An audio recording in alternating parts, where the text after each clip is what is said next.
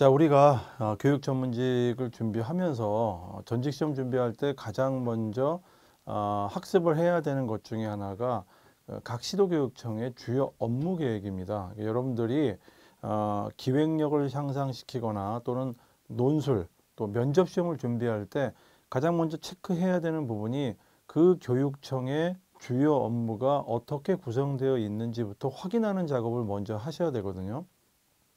자, 그런데 기획이나 논술이나 면접 같은 경우에는 기존의 주요 업무 계획에 있는 내용들을 그대로 외워서 표현하는 거는 물론 이제 기본적인 학습은 하셔야 되지만은 거기에다가 본인의 생각이 들어가면서 녹여내야 되는 작업이 먼저 필요합니다. 그러기 위해서는 주요 업무 계획에 나와 있는 여러 가지 어떤 과제들 또는 어떤 사업안들이 있는데 그런 것들이 어떻게 해서 발굴되고 선택이 되었는지, 자, 그러려면 교육청의 방향성은 어떻게 해서 설정이 되어 있는지 요것부터 확인하는 작업이 필요합니다.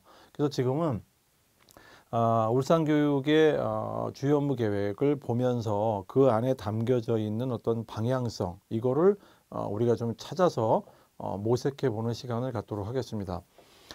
울산교육이 이제 2025 울산교육이 이렇게 두 개 페이지가 이렇게 가로로 되어 있기 때문에 여러분들은 이렇게 왼쪽으로 갔다가 오른쪽으로 왔다 갔다 하면서 보시게 될 거고, 물론 여러분들은 이제 공개된 어떤 그 문서이기 때문에 여러분들 다운로드 받으시면서 같이 보시면 될 것 같아요.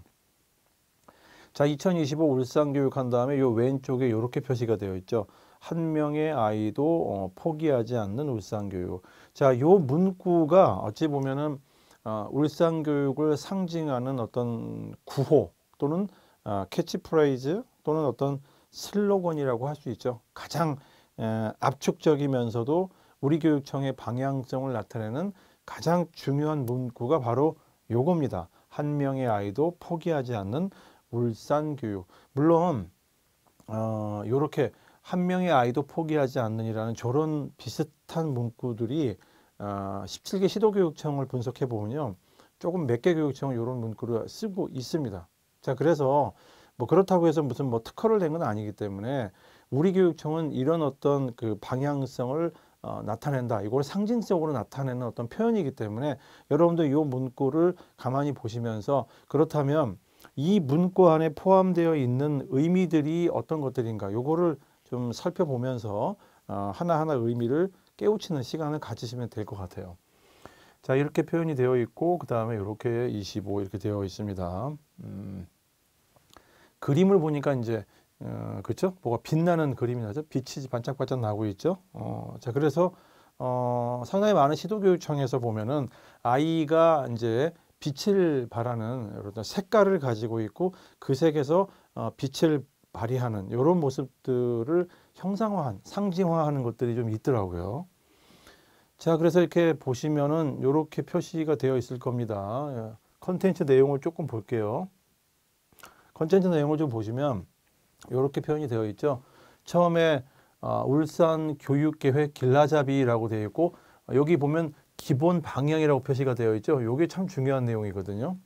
요거를 우리가 좀 꼼꼼하게 좀 살펴보면서 그 안에 담겨져 있는 의미가 무엇인지 이거를 좀 파악하는 시간을 꼭 가지셔야 됩니다. 그리고 이제 25년도에 이제 역점에서 추진할 과제들을 이렇게 별도로 모아놨죠. 여기에 있는 과제들은 수많은 과제들 중에서도 올해는 여기에 조금 더 우리가 좀 중점적으로 좀 그 심을 발휘하겠다, 심을 넣어주겠다 이런 표현이죠. 그래서 요거는 매년 조금씩 역점 과제들은 달라질 수는 있습니다. 과제라는 표현을 썼죠. 과제, 추진할 과제라는 표현을 썼습니다. 어떤 교육청은요 이거를 뭐 시책이라고 이렇게 표현하는 곳도 있습니다. 시책 또는 정책 과제, 추진 과제, 역점 과제, 뭐 앞쪽에 이렇게 상당히 많은 수식어들이 붙어 있거든요. 그래서 일반적으로 과제라는 표현을 씁니다. 과제. 자, 그리고 이제 올해 달라지는 울산 교육에 대한 이야기가 나오죠. 여기까지가 사실은 가장 중요한 부분이기도 합니다. 명확히 파악해야 되는 부분이기도 하고요.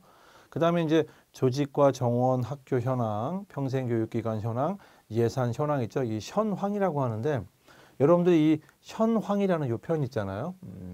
나중에 이제 여러분들이 전직하기 전에 뭐 물론 시도교육청마다 요즘에는 전형하는 방법이 조금씩 다르긴 하지만 기본적으로 보고서를 작성을 할 때는 현황을 파악하는 게 가장 중요하거든요. 어떤 보고서를 작성하더라도. 그래서 이제 우리가 뭐 기획력을 어떤 측정을 한다, 논술을 측정한다, 또는 면접 시험을 본다고 할 때도 기본적으로 그 교육 현상에 대한 현재의 어떤 모습이 어떠한가, 요거를 파악하는 게 가장 급선무입니다.